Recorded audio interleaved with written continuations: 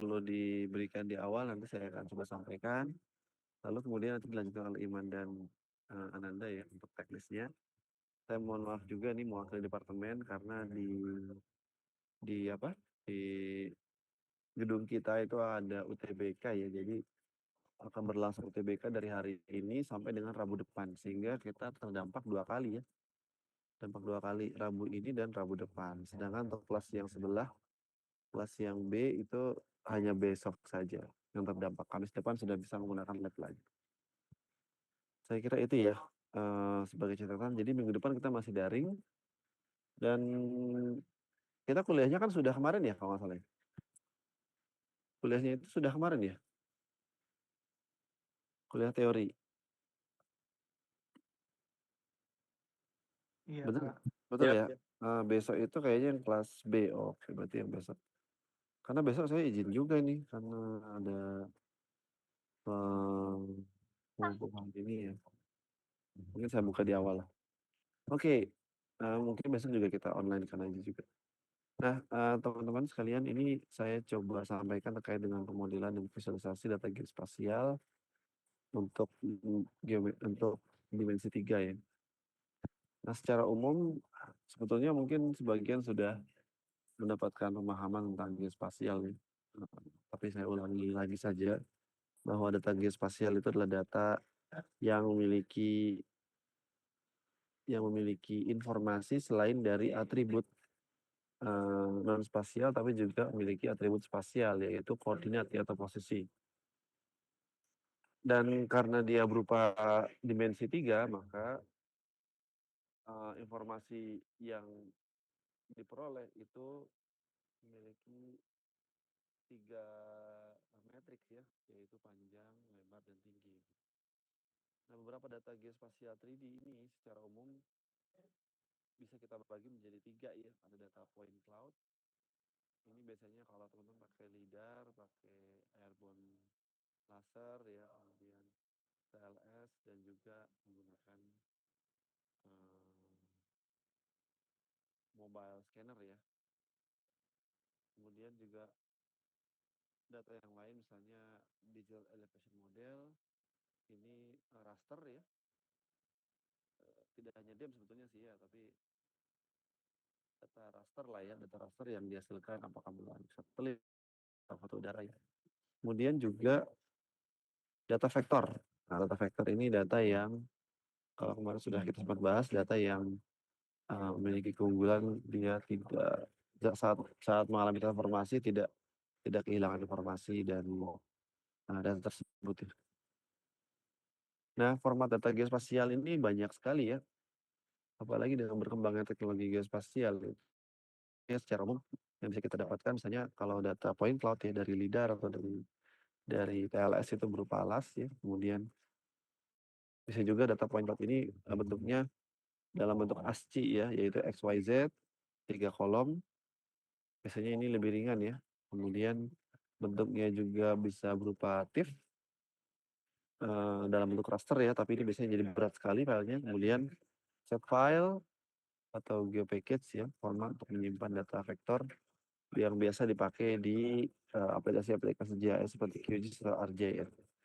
Dan format JSON ya, baik itu GeoJSON atau CityJSON untuk menyimpan data spasial. Nah, ini bentuknya vektor, sehingga kita bisa melakukan banyak manipulasi ya. Nah, format data 3D lain itu ada objek, ada 3DS, ya, jadi ini sangat bergantung pada definisi dari format data tersebut. Teman-teman bisa melakukan identifikasi dari metadata, kemudian bisa mengambil informasi dasar ya awal terkait dengan data yang kita hadapi gitu ya, supaya kita bisa melakukan manipulasinya sesuai dengan tipe data tersebut ya. Oke, nah beberapa teknik yang bisa kita gunakan untuk memodelkan dan memvisualkan data geospasial, misalnya pengolahan data menggunakan LiDAR ya. Itu ada point cloud filtering, ada surface reconstruction, karena biasanya kalau point cloud itu belum terhubung ya antar satu poin dengan poin yang lain. Jadi kita akan merekonstruksi permukaan ya. Jadi mereka tersambung menjadi seperti poligon gitu. Kemudian baru mengekstrak fitur ya atau mengekstrak bagian-bagian atau geometri yang bisa kita definisikan pada objek. Misalnya jalan atau bangunan atau kaca gitu ya atau jembatan dan lain-lain. Nah, kemudian kalau kita punya foto udara ya, maka pengolahan data foto udara biasanya kita lakukan menggunakan pertama ya itu image alignment atau matching antara foto-foto yang overlap karena pengambilan foto tidak selalu bisa langsung sekali uh, satu kali foto untuk semua lokasi ya, tapi biasanya kita gabung antara satu foto dengan foto yang lain. Kemudian kita mengenerate dense cloud yang membentuk dense point cloud yang berisi koordinat 3D untuk tiap poin berdasar data foto. Dan setelah kita memiliki point cloud dari data foto tersebut, kita menggunakan pengolahan tekstur mapping ya untuk menerapkan tekstur fotografik ke model 3D agar visualisasinya lebih realistis.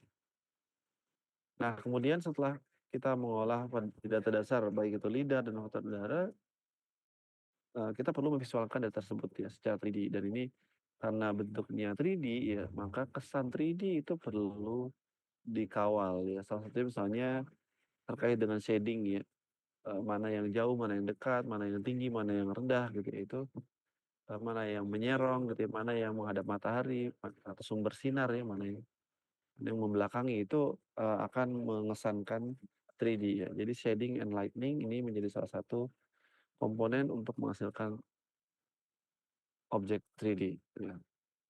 Kemudian sama yaitu ada proses yang disebut sebagai texture mapping.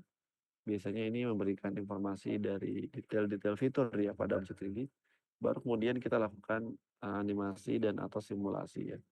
Supaya ada visualisasi dinamis ya kalau di animasi dari suatu proses atau skenario. Jadi ini secara umum ya, sebenarnya ini detailnya lebih banyak ya, tapi ini secara umum yang kira-kira biasa dilakukan pada pemodelan dan visualisasi data geospasial 3D. Nah, beberapa aplikasi yang bisa kita gunakan di aplikasi pemodelan dan visualisasi geospasial 3D itu misalnya adalah aplikasi GIS ya, ArcGIS Pro atau QGIS Global Paper. Kemudian aplikasi 3D modeling ini biasanya digunakan untuk melakukan membentuk ya objek 3D dari data dasar ya. Nah, di sini aplikasi-aplikasi ini dapat digunakan untuk melakukan pemodelan dan visualisasi geospasial 3D. Aplikasi ini juga memiliki dukungan terhadap data spasial yang kemudian dapat menampilkan data tersebut secara 3D juga ya. Walaupun di awalnya 2 dimensi. Jadi selama ada koordinat latitude longitude kemudian memiliki kedalaman ya itu sebenarnya bisa kita modelkan secara 3D. Walau kalau di aplikasi 3D modeling ya seperti Autodesk atau Civil 3D walaupun tidak memiliki dukungan terhadap data spasial secara langsung, aplikasi-aplikasi 3D modeling seperti Blender atau SketchUp yang nanti mungkin akan dipraktikkan ya juga dapat digunakan untuk pemodelan dan visualisasi data spasial dengan plugin. Jadi harus ada tambahan plugin. Oke. Nah, di dalam praktek kali ini nanti akan dipandu oleh Nanda sama Iman ya, bagaimana kita melakukan membentuk model dan memvisualkan ya, model tersebut secara 3D berbasis atau menggunakan SketchUp ya. Sebetulnya ada SketchUp web ya, tapi mungkin agak terbatas ya kalau SketchUp web ini. Tapi kalau teman-teman tadi sudah melakukan instalasi menggunakan SketchUp yang apa, yang sekali pakai ya, karena biasanya kalau nanti teman-teman menggunakan SketchUp yang tidak original ya pada suatu project itu menjadi image juga. Jadi disclaimer-nya teman-teman menggunakan SketchUp ini untuk belajar ya, tapi kalau nanti memang digunakan untuk kegiatan yang komersil maka kita juga perlu mengambil license dari SketchUp. Ya, jadi SketchUp desktop mudah-mudahan nggak ada kendala nih. Ada yang terkendala di SketchUp desktopnya mungkin? Apa sudah terlihat semua? Izin Pak, tadi ada beberapa yang informasiin kalau masih terkendala sama antivirus sih Pak, ya karena nge-crack sih Pak. Oh, oke, oke.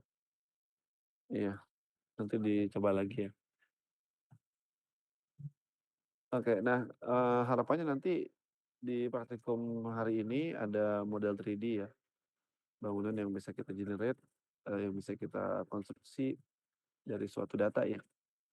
Nanti datanya juga, eee, kalau, eee, belum punya sampel data data 3D ya, nanti bisa menggunakan data contoh dari teman-teman asistennya. Kira-kira itu, ada yang ingin ditanyakan mungkin sebelumnya? Iman sama Nanda, sampel yang kita pakai ini sampel yang mana kalau untuk model 3D? Nanti rencananya pakai kita ambil dari Google Earth nanti buat lokasinya sesuaikan sama mahasiswa saja, Pak. Nanti Oh, base bangunannya dari sendiri? Google Earth, nanti buat 3D-nya disesuaikan. Bisa ngelihat dari Maps atau gimana. Oh, tapi nggak dibuat dari awal ya? Cuma Di diambil Dibuat dari awal. dibuat dari awal, Pak. oh dibuat dari Maksudnya awal? sebagai base map-nya aja ini nanti. Oh, oke deh kalau begitu. Ya, saya kira itu dari saya, kalau tidak ada pertanyaan, silakan nih, Nanda sama Iman bisa memberikan prakteknya. Makasih ya teman-teman ya, Baik, nanti saya pasif ya, saya, menyimak tapi kalau misalnya perlu, bantuan di chat ya. baik, terima kasih Pak Cecep atas waktunya yang diberikan. Oke, aku izin izin ambil alih untuk memberikan tutorial terkait praktikum di minggu 8 kali ini. Apakah sudah terlihat? Masuk, Nan. Oke. Jadi teman-teman pertama-tama harus sudah install SketchUp-nya ya.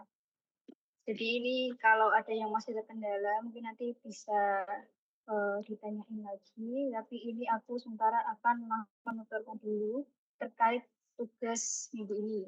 Yang pertama, buka aplikasi SketchUp-nya, terus klik file dan klik geolocation, terus kita add location.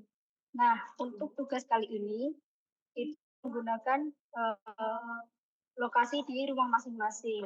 Jadi kalian bisa mengetikkan di sini untuk alamat rumah kalian atau bisa cari di sini. Nah, ini aku contohkan di Departemen Teknik Geodesi aja ya. Jadi ini aku contohkan untuk mengambil sampel di sini. Kemudian kalian bisa pilih antara satellite atau street map. Kalau street map tampilannya dia seperti ini, hanya tapak bangunan saja. Kalau satellite lebih jelas ada penampakan-penampakan yang lain. Nah, aku pilih yang satellite, kemudian select region. Ini disesuaikan teman-teman mau seluas apa yang akan dimodelkan 3D. Nah, aku uh, contohkan kecil ini aja dulu. Terus yang digital globe ya teman-teman. Lalu diimport. Terus ditunggu. Nah, udah muncul nih teman-teman. Udah muncul uh, base map-nya. Nah, kemudian langkah selanjutnya yaitu kita akan membuat model 3D. Yang pertama itu kita akan menggunakan tools yang di sini, simbol persegi itu, tools rectangle. Nah, kita bisa menggambar langsung. Nah, ini kan karena dia orientasi utara, maka ini tampak miring gitu ya teman-teman. Tapi kita nanti bisa menyesuaikan. Awalnya kita bentuk persegi dulu, bentuk kotak dulu. Nah, ini kan baru satu dimensi ya teman-teman. Dua dimensi. Terus kemudian kita membentuk LOD 2-nya. Nah, LOD 2-nya itu untuk membangun tinggi bangunan. Nah, di pojok kanan bawah di sini ada angka ketinggian teman-teman ya. Ini bisa kita sesuaikan, caranya adalah tinggal nah, nah ini tinggal kita sesuaikan dengan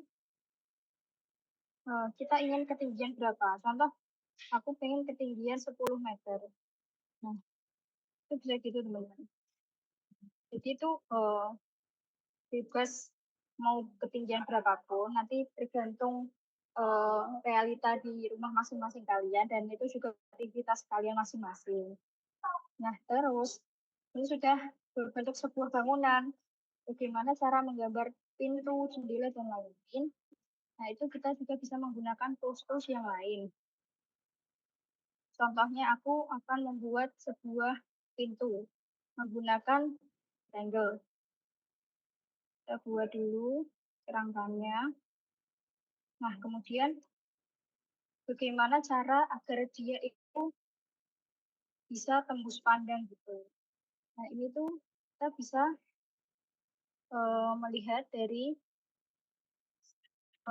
propertiesnya. Di sini teman-teman di infonya. Nah, kalau ingin membuat agar rumah ini tahu dalamnya gimana interiornya, maka ini bisa di hide. Nah, jadi kita tahu, oh ini gimana dalamnya.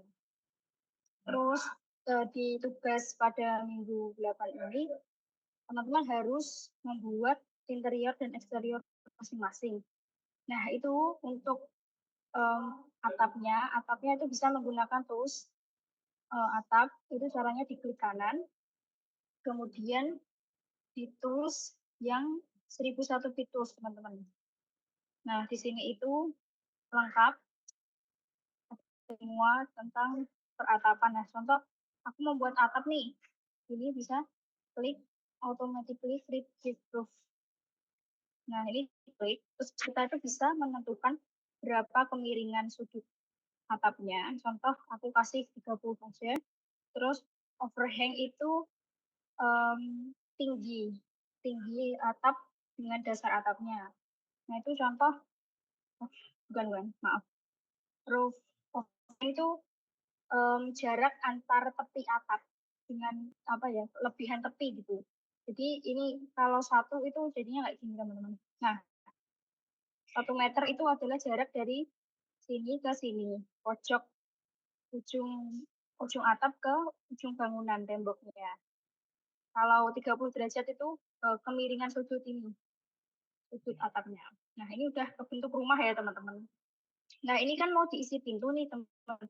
Padahal rumah teman-teman mesti kan juga beragam warnanya dan pengen yang interiornya bagus-bagus itu kalian bisa nyari di 3D warehouse teman-teman.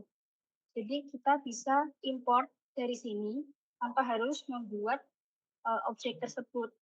Tapi ini membutuhkan ini ya jaringan internet yang stabil. Contoh aku mau pintu ya, itu bisa ketik pakai bahasa Indonesia atau bahasa Inggris itu ada semua.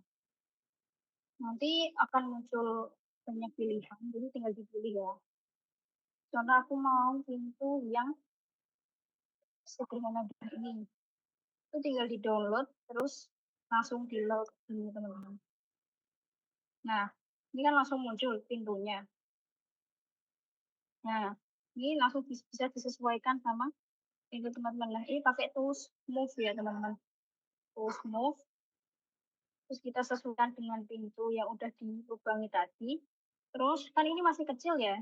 Nah, ini bisa pakai tools scale. Itu buat memperbesar skala pintunya. Memperbesar ukurannya. Terus bisa disesuaikan panjang lebarnya juga gitu teman-teman. Nah, jadi kita juga bisa lihat dari dalam. Kalau mau menambah interior, tinggal mematikan beberapa itu seperti atap ini, tinggal di ini ya, diklik simbol mata ini. Nah, gimana cara ngebalikinnya? Itu tinggal di view, terus hidden geometry, sama hidden objeknya dihidupin. Jadi yang awal hidden geometrinya dulu yang dihidupin untuk mengembalikan atap ini, klik simbol mata lagi. Terus yang atapnya kan objek ya, terus juga tinggal gini. Nah, jadi gampang banget ya teman-teman. Untuk mewarnai gimana, untuk mewarnainya tinggal di sini.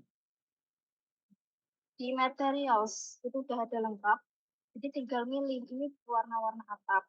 Contoh aku pengen atap warna abu-abu tua, tinggal klik. Nah, udah jadi teman-teman. Udah jadi atap yang seperti rumah pada umumnya.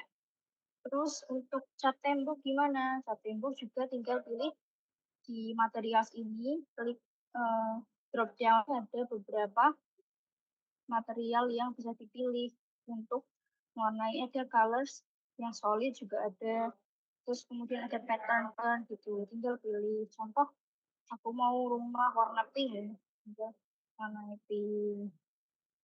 Oke, jadi kan teman-teman ini udah jadi rumah yang sederhana. Nah, nanti diharapkan teman-teman bisa membuat rumah yang kompleks dari interior sampai eksteriornya. Terus aku juga mau nambahin buat interior ya. Jadi nanti teman-teman di dalam rumah itu juga harus menggambarkan ruang-ruang. Contoh ada kamar tidur, ruang tamu, kamar mandi dan sebagainya. Nah, caranya adalah bisa memakai lines ini teman-teman. Yang gambar pensil ini. Terus kita buat contoh di sini. Ini dapur. Nah, terus tinggal ditarik ini. Ini bisa disesuaikan tegak lurusnya juga. Nah, terus ini kalau misal teman-teman pengen tembok ya tinggal membuat garis yang sejajar. Kemudian pakai push or pull ini tinggal gini. Nah, sudah. Ini udah jadi tembok ya.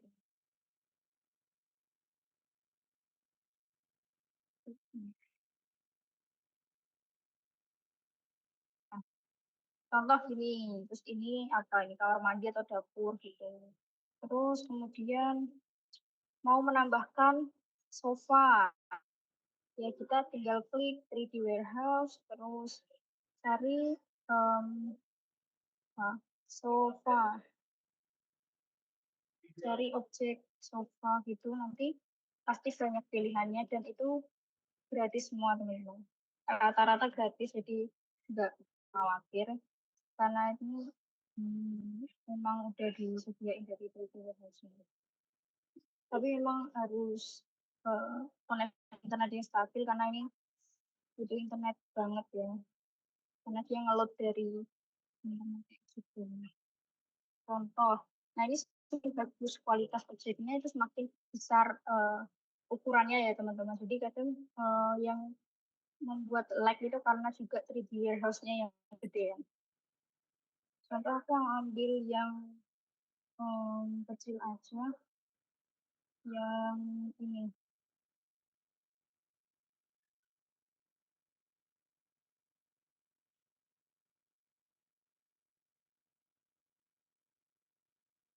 Muncul ya teman. Ini malah sekalian ada TV-nya. Kalau sekalian ada TV-nya berarti harus ditempatkan enggak TV ini gambar. Nah, ini kalau gini kan kayak bawaannya ini kayak ketempelan gini ya. Ini bisa dipisahin teman-teman. Caranya klik kanan, terus di explode, klik explode. Nah, kemudian dia jadi sendiri-sendiri gini. Terus klik objek-objek yang nggak diinginkan bisa di delete. Nah, terus ini udah jadi sofanya sendirian. Sini bisa diputar pakai ini tadi, pakai tools move. Nah, di tugas ini teman-teman tuh nggak hanya membuat 3D, tapi teman-teman juga harus explore buat tools-toolsnya ya teman-teman.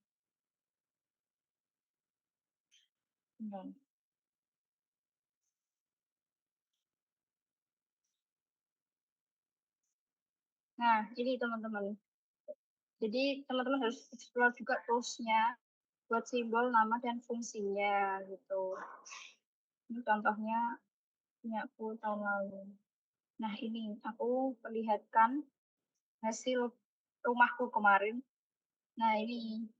Jadi ini ada interiornya teman-teman. Aku tunjukin interiornya. Ini aku bisa masuk rumahku.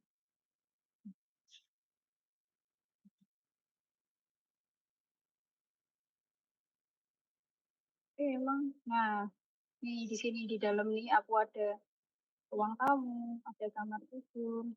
Ini tuh bisa masuk ini. Nah, di sini dia tuh harus membuka atapnya dulu. Ini dari sini aja. Nah, ini contoh punya aku. Interiornya kayak gini dulu, ada kamar tidur, ada garasi, ada ruang tamu, ada ruang keluarga, ruang makan, kamar mandi, dapur, dan lain-lain gitu. Ini cukup mudah teman-teman, jadi kreativitas masing-masing sesuai ide kalian gitu. Jadi bawa enjoy aja, kayak main game gitu. Terus nanti eksteriornya juga bisa ditambahin pohon, terus ini lantainya dimodif sedemikian rupa, tambahkan ventilasi, terus ada pagarnya, ada bunganya gitu. Jadi semirip mungkin lah gitu. Nanti juga bisa ditambahin sekalian untuk kenampakan ruang asli sama model 3D teman-teman itu semirip apa. Dari aku cukup seperti itu, jadi ya nanti bisa dikembangkan lagi sama teman-teman, terus nanti kalau ada yang kurang jelas bisa ditanyain ke aku atau Mas Iman. Mungkin dari Iman ada tambahan? Oke, mungkin sedikit tambahan sih. Oke.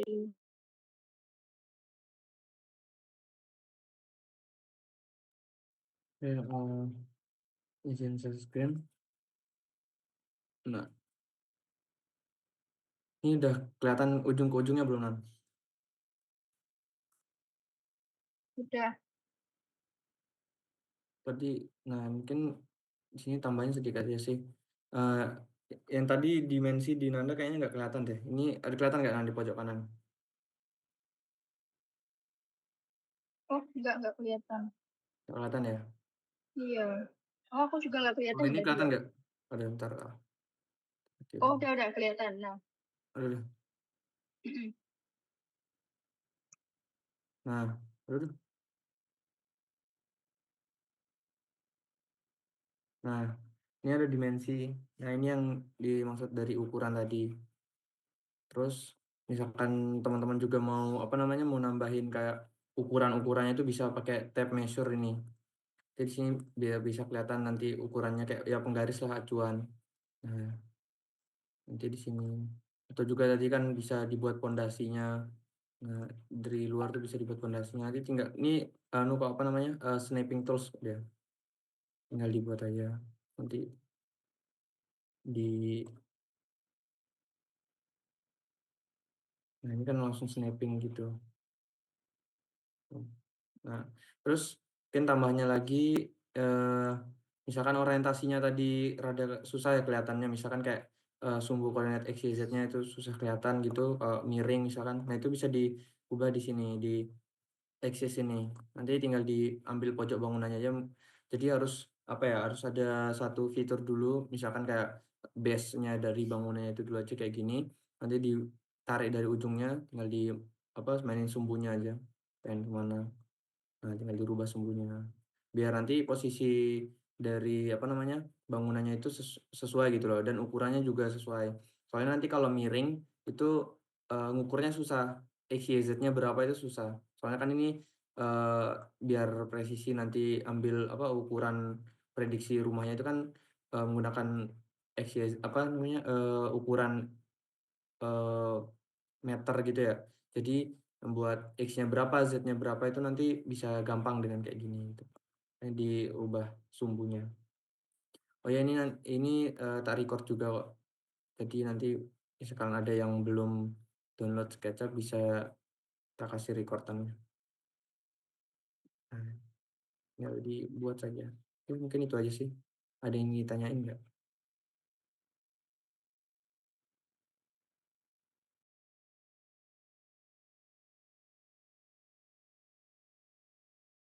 Oh iya, buat bangunannya berapa Nan? Bebas sih, Man. Nggak Bebas ya. yang penting Oke. yang penting interior eksterior Kalau ada semua. kalau mau 2 ya nggak apa-apa. Kalau gabut. Cepat kok teman-teman.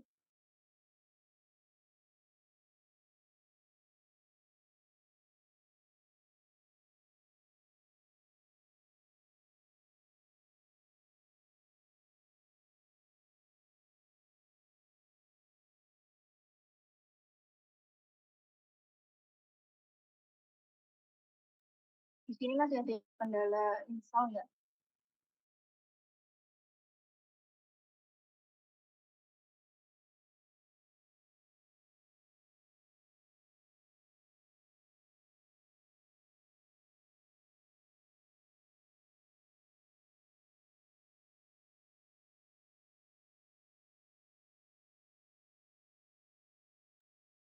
Sepertinya udah aman semua ya. Mungkin bisa langsung dicoba. Yang SketchUp-nya sudah bisa, terus nanti yang mungkin belum bisa coba di antivirusnya dimatiin dulu coba. Mungkin nggak hanya Windows Defender atau ada kayak Avast atau lain-lain.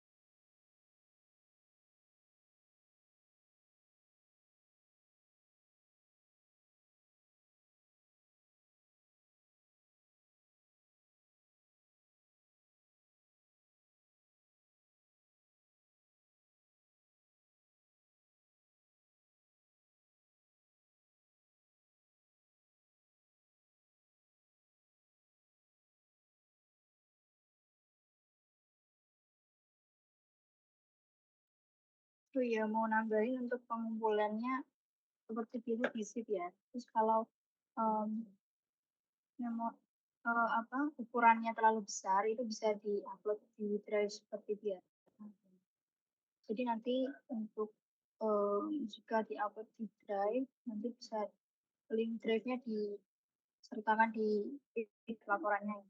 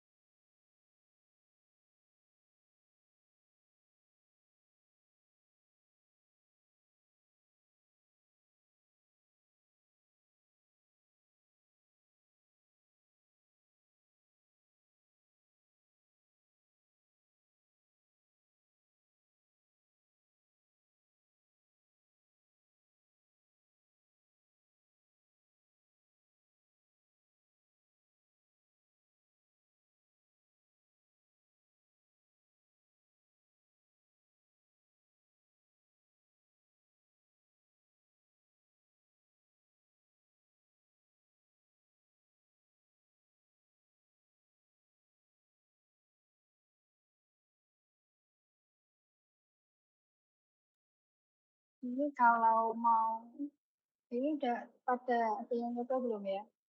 Boleh nggak didemoin orang aja? Apa, walaupun cuma dari awal apa, bangunan pakai push-pull itu, siapapun ini, biar cepet selesai di kelasnya. Kalau nggak ada yang demoin nggak bakal ditutup.